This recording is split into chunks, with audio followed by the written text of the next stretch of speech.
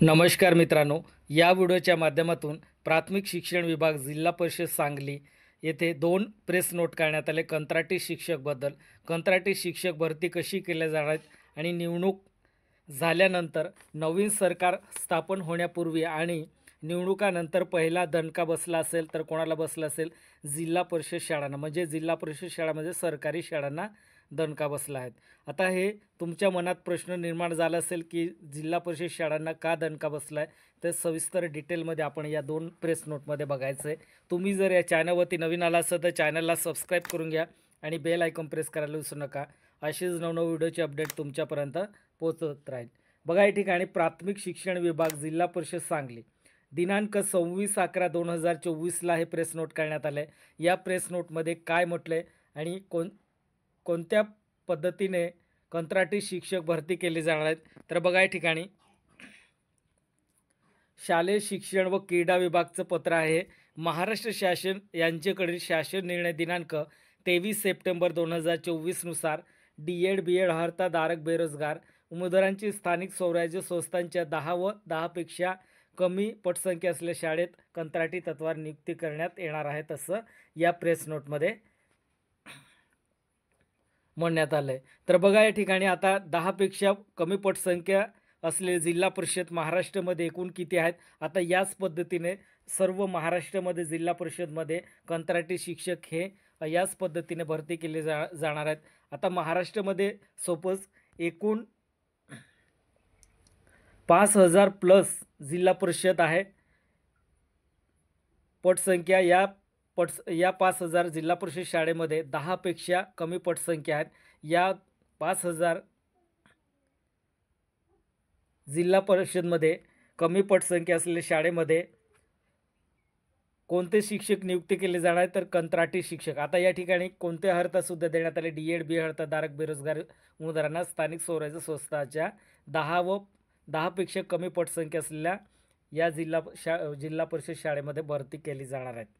या पद्धतीने भरती केली आता हे 5000 जिल्हा परिषद शाळा कोणत्या एरियामध्ये आहेत, तर बघा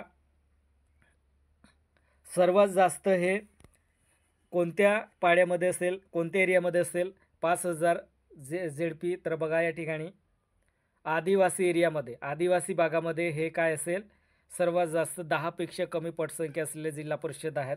त्यानंतर बंजारा समाजाचं, या समाजात आणि या ठिकाणी 10पेक्षा कमी पटसंख्या असलेले जिल्हा परिषद आहेत. आणि दुसरे आहेत दलित वस्त्यामध्ये सुद्धा आहेत आणि लहान गावामध्ये सुद्धा 10पेक्षा कमी पटसंख्येचे जिल्हा परिषद आहे. या परिषद शाळेमध्ये कशी भरती केली जाणार? आता भरती करण्यासाठी बघा त्या ठिकाणी एक परमानंट म्हणजे ऑलरेडी परमानंट शिक्षक असेल त्या ठिकाणी, त्या शिक्षकला दुसऱ्या ठिकाणी ट्रान्सफर केले जाणार आणि जे त्या कमी पटसंख्या असलेल्या जिल्हा परिषद शाळेमध्ये कंत्राटी शिक्षक नियुक्ती केली जाणार आहेत. आता ऑलरेडी जो परमानंट व्यक्ती असेल त्या व्यक्तीला कोणत्या ठिकाणी ट्रान्सफर केले जाणार? ज्या ठिकाणी, ज्या जिल्हा परिषदमध्ये पटसंख्या जास्त असेल त्या शाळेत त्या ठिकाणी ट्रान्सफर केले जाणार आणि त्या ठिकाणी कमी पटसंख्या असलेल्या शाळेमध्ये कंत्राटी शिक्षक नियुक्ती केली जाणार. आता कंत्राटी शिक्षक नियुक्तीसाठी पात्रता काय असते? तर बघा CET TET हे असते. तर CET TET पास नसेल तरी तुम्ही त्या ठिकाणी काम करणार आहेत आणि त्या शिक्षकांनासुद्धा त्या ठिकाणी नियुक्ती दिली जाणार. आता कंत्राटी शिक्षकचं एकूण कालावधी किती असतो? तर 1 वर्ष असेल. बघा 1 वर्ष असेल आणि 1 वर्षामध्ये तो व्यक्ती काय करणार आहे? त्या ठिकाणी तो कंत्राटी भरतीवर त्या ठिकाणी रोजंदारीवर काम करतो आहे. एकूण त्यांचं मानधन असेल 15,000, म्हणजे 15,000 असेल म्हणजे एकूण त्यांचं दिवसाचं रोजंदारी किती असेल? 500 रुपये असेल. 500 रुपयेप्रमाणे तो व्यक्ती त्या ठिकाणी काम करणार आहेत आणि 10पेक्षा कमी पटसंख्या असलेल्या जिल्हा परिषदमध्ये तो काम करणार आहेत. आता त्या ठिकाणी तो 1 वर्ष काम करणार आहे. त्या ठिकाणी 1 वर्ष कंप्लीट झाल्यानंतर त्याचं जे नियुक्तीपत्र आहे ते संपुष्टात येणार आहे ऑटोमॅटिक. नंतर पुन्हा त्या ठिकाणी भरती केली जाणार आहे. बघा मित्रांनो, चॅनलला सबस्क्राईब केलं नसेल तर सबस्क्राईब करून घ्या. आता हे जे जिल्हा परिषद यांनी कंत्राटी पद्धतीने भरती सुरू केल्यात, या पद्धतीने आता भरती होणार आहेत. संपूर्ण महाराष्ट्रामध्ये निवडणूक झाल्यानंतर अजूनपर्यंत कोणतंही सरकार स्थापन झालं नाही. नवीन सरकार निवडणुकानंतर काळजीवाहू मुख्यमंत्री एकनाथ शिंदे साहेब आता सध्या तर त्या ठिकाणी कारभार सांभाळत आहेत. आता नवीन सरकार स्थापन झाल्यानंतर संपूर्ण महाराष्ट्रामध्ये याच पद्धतीने कंत्राटी शिक्षक भरती केले जाणार. आता ही जाहिरात कोणत्या ठिकाणची आहे तर सांगली जिल्हा परिषदचे आहेत. तर या ठिकाणी जाहिरात आली बघा. जाहिरात निवडणूक झाल्यानंतर या ठिकाणी जाहिरात आली. मुदतसुद्धा देण्यात आली कोणत्या तारखेपर्यंत अर्ज करायचं आहे. तर बघा, अर्ज सादर करण्याची मुदत 10/12/2024 अखेर असेल आणि अर्ज सादर करण्याचे ठिकाण प्राथमिक शिक्षण विभाग जिल्हा परिषद सांगली असं या ठिकाणी देण्यात आले. आता दुसरा पत्र असेल बघा. या ठिकाणी दुसरा पत्र काय आहेत तर बघा, हे पत्रसुद्धा सांगली जिल्हा परिषदेने काढलं आहे. या प्रेस नोटमध्ये काय म्हटलं आहे, 26/11/2024मध्ये हा काढण्यात आलं आहे. गट शिक्षण अधिकारी पंचायत समिती सर्वे. आता विषय काय दिले या ठिकाणी, 10 व 10पेक्षा कमी पटसंख्या असलेल्या शाळेवर कार्यरत शिक्षकांचे बदलीबाबत जी.आर. आहेत.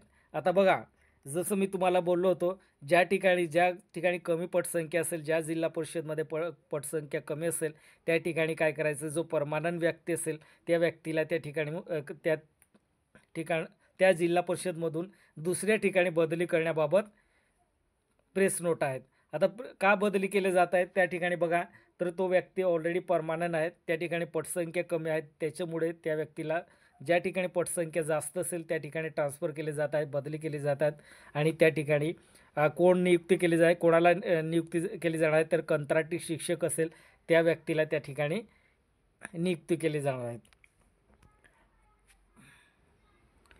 पुढे बघा, उपरोक्त विषयानुसार स्थानिक स्वराज्य संस्थांच्या 10 व 10 पटापेक्षा कमी पटसंख्या असलेल्या शाळेतील D.Ed. B.Ed. हर्ताधारक बेरोजगार उमेदवारांना यांना कंत्राटी तत्वावर नियुक्ती करण्याबाबत वरील संदर्भ शासन निर्णयान्वये मार्गदर्शन सूचना प्राप्त झाल्या आहेत. त्यानुसार या कार्यालयाकडे दिनांक 10/12/2024 अखेर अर्ज स्वीकारण्याची कारवाई सुरू असून प्राप्त अर्जामधील पात्र उमेदवारांचे नियुक्ती देण्याची कारवाई यशस्वी पूर्ण होईल.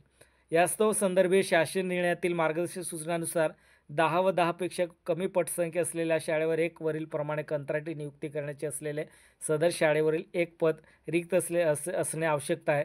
यास्तव सदर शाळेवर एका शिक्षकांची बदली खालील तरतुदीनुसार करणे अनिवार्य आहे. आता या ठिकाणी बघा, बदली करण्यासाठी सुद्धा या ठिकाणी मुद्दे दिले. तर काय त्या ठिकाणी पात्रता लागेल. कार्यरत 2 नियमित शिक्षकापैकी एका इच्छुक शिक्षकांची बदली करणे. आणि दुसरं आहे, दोन्ही शिक्षक बदलीने जाण्यास इच्छुक असतील तर सर्व ज्येष्ठ शिक्षकांची प्राधान्याने बदली करणे.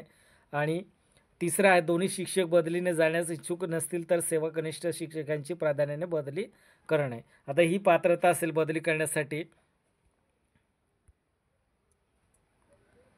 वरील प्रक्रियेस संच मान्यता सन 2023 ते 24 नुसार 10 व 10पेक्षा कमी पटसंख्या असलेल्या शाळांची व सदर शाळेवर कार्यरत शिक्षकांची यादी या पत्रासोबत विहित नमुन्यात मध्ये जोडलेला आहे. सदर बाबत आपण सूचित करण्यात येते की सदर शाळा व शाळा संबंधित माहितीमध्ये कोणताही बदल करू नये, परंतु शाळेवर कार्यरत शिक्षकांची माहिती तपासून आवश्यक ते बदल करून विहित नमुन्यातील माहिती या कार्यालयास 29/11/2024 अखेर सादर करावी. सदर माहितीसाठी संबंधित शिक्षकाकडून घ्यायचे विकल्पाचा नमुना या पत्रासोबत जोडण्यात आलेला आहे. बघा मित्रांनो, तुम्हाला व्हिडिओ आवडला असेल तर सबस्क्राईब, लाईक, शेअर आणि बेल आयकॉन प्रेस करायला विसरू नका. कोणत्या जिल्हा परिषदमध्ये कंत्राटी शिक्षक नेमले जाणार आहेत आणि त्याच ठिकाणी किती पटसंख्येच्या मागे एक कंत्राटी शिक्षक नेमले जाणार आहेत ते सविस्तर डिटेलमध्ये आपण या व्हिडिओच्या माध्यमातून पाहिलं. अशीच नवनवीन अपडेट तुमच्यापर्यंत पोचत राहील. चॅनलला सबस्क्राईब करून ठेवा. आता पहिल्या पत्रामध्ये या ठिकाणी बघा, सदर नियुक्तीसाठी पुढील प्रमाणे अटी व शर्ती लागू असेल. आता हे आपल्याला अटी व शर्ती आपल्याला बघायचं आहे नियुक्तीनंतर कंत्राटी शिक्षकसाठी. तर बघा, पहिला मुद्दा आहे, सदर नियुक्ती ही पूर्णतः कंत्राटी स्वरूपाची आहे. आता कम्प्लिटली काय असेल, जो शिक्षक नवीन कंत्राटी शिक्षक भरतीमध्ये ज्या ठिकाणी जॉईन झाला असेल त्यांना फक्त कंत्राटी स्वरूपाचीच असेल भरती. दुसरा मुद्दा आहे, सदर नियुक्ती कंत्राटी तत्वावर असलेल्यामुळे संबंधितास शासनाचे कोणताही सर्वगात सेवा समावेशनाचे सामावून घेण्याचे व नियमित सेवेचे इतर कोणतेही लाभ मिळण्याच्या अधिकार हक्क नसेल. आता या ठिकाणी कंत्राटी शिक्षक जसं तुम्हाला बोललो डी-एड, बी-एड धारकांना त्या ठिकाणी प्राधान्य देण्यात येणार आहे.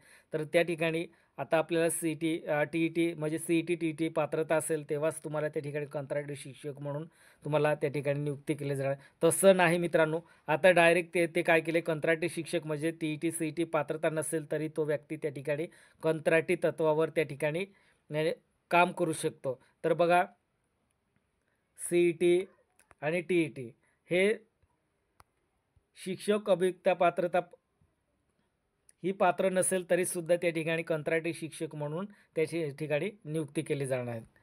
तिसरा मुद्दा आहे बघा, अर्जदार व्यक्तीचे वय किमान 18 वर्ष व कमाल वय खुला 38 मागास वय परोग 43 वर्ष असणे अनिवार्य आहे.